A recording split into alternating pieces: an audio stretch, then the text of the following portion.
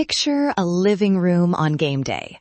Small hands sticky from popcorn, a grandparent's worn team cap, a playlist humming in the background, and a kid learning the exact clap that makes everyone laugh. For a few hours, that ritual holds the family together. Until somebody asks, "Who gets the kid on Sundays?" And that cozy scene suddenly feels fragile. Welcome to Danny's Den, and today we will dive into the issues of the day regarding love, parenting, sports, and/or pop culture. Let's chat. In the next 10 minutes, I'll give you straight talk on grandparents' rights, quick negotiation language you can try at the kitchen table, and a simple way to protect music and game day traditions without turning everything into a courtroom fight. Okay, legal basics, fast. What do courts actually look at? It's all about the child's best interest. That's the lens courts use every time. Parents usually have primary authority, but grandparents can sometimes petition, especially long-term caregivers, or if a parent is out of the picture. Laws differ by state, so treat this as direction, not a rule. What do judges look for beyond that headline? They watch for the strength of the existing relationship, how much the arrangement would disrupt the child's routine, and any safety concerns. Short, regular visits over months or years tell one story. A sudden demand for more time tells another. A quick note on evidence.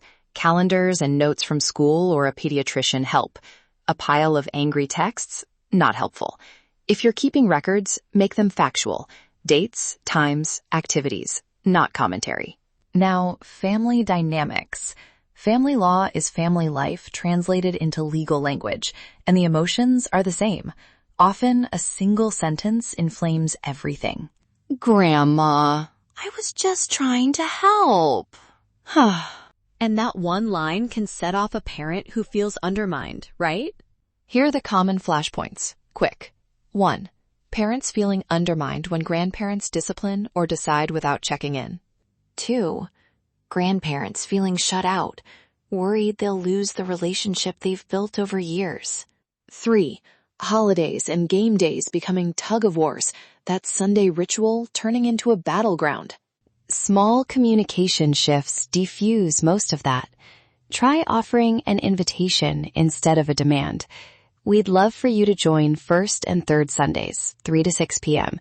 Does that work for you? That gives structure and choices. If the boundary slipped after a game, use neutral language. I felt uneasy when bedtime was skipped. Can we agree on a limit next time so he still gets rest? Focus on behavior, not blame. 3 practical strategies to protect rituals without creating legal trouble. 1. Schedule and write it down. Put Grandma's Game Watch on a shared calendar. Sundays, 3 to 6 p.m., first and third Sunday. Consistency matters. 2. Keep a caregiving log. Dates, times, who picked up the kid, what you did. Not for scorekeeping, for showing a steady relationship if anyone asks later.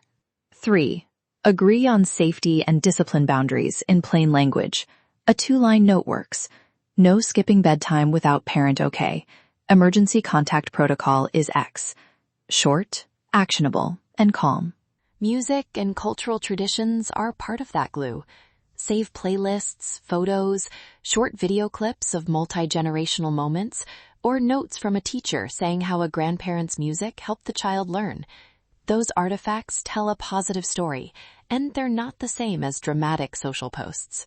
A quick pair of scripts you can try right now. If a grandparent asks for more time, "I love that you want more time with Maya.